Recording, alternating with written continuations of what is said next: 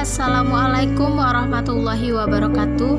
Di sini saya akan menjelaskan materi sejarah Indonesia kelas 11 tentang imperialisme dan kolonialisme. Perkembangan kolonialisme dan imperialisme Barat di Indonesia.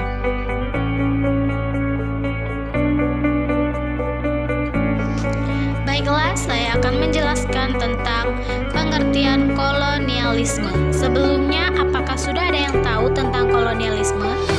Kolonialisme berasal dari kata koloni dalam bahasa Latin kolonia, yang artinya tanah jajahan.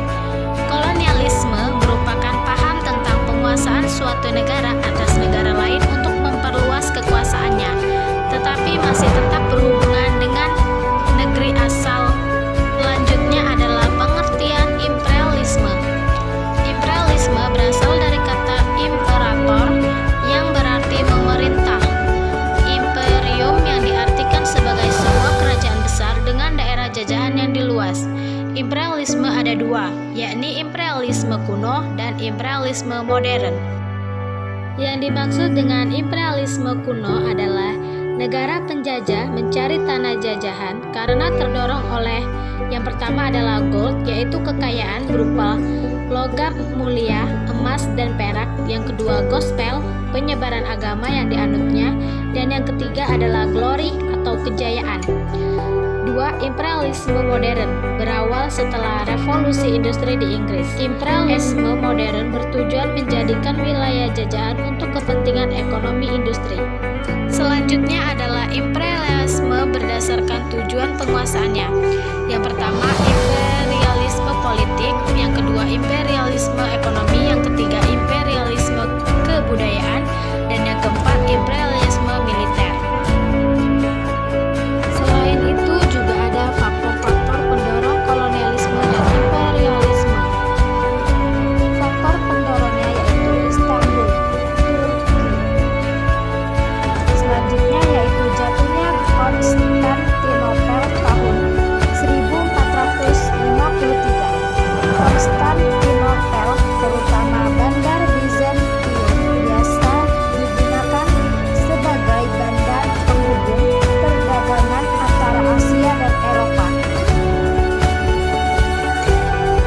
Paham merkantilisme di Eropa.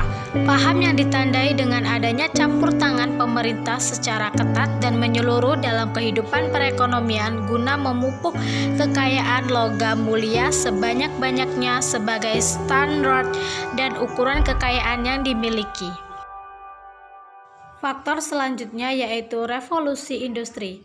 Revolusi industri merupakan suatu peristiwa di mana terjadi perubahan yang cepat di bidang ekonomi, yaitu dari kegiatan ekonomi agraris ke ekonomi industri yang menggunakan mesin dalam mengelola bahan mentah menjadi bahan siap pakai.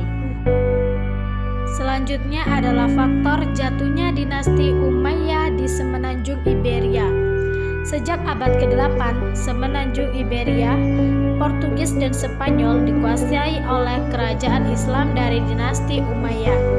Pada masa pemerintahan dinasti Umayyah, kehidupan agama antara Kristen dengan Islam berlangsung baik. Hal ini dikarenakan penguasa-penguasa dinasti ini selalu memberikan kebebasan beragam bagi golongan gereja dari golongan manapun. Pada perkembangan selanjutnya, orang-orang Kristen di semenanjung Iberia terus berjuang untuk membebaskan negerinya dari kekuasaan Islam. Puncaknya kota Toledo jatuh ke tangan orang Islam, menyusul Cordoba dan Sevilla. Kerajaan-kerajaan di semenanjung Iberia berusaha memperkuat diri dengan mengadakan persatuan. Akhirnya dua kerajaan besar, yakni kerajaan Kastilia dan kerajaan Aragon bersatu. Pada tahun 1492, benteng terakhir Islam di Granada jatuh. Pembentukan kerajaan Spanyol dan semenjak itu lahirlah bangsa Spanyol. Di sini kalian bisa mempelajari tentang peta semenanjung Iberia. Silakan dipahami terlebih dahulu.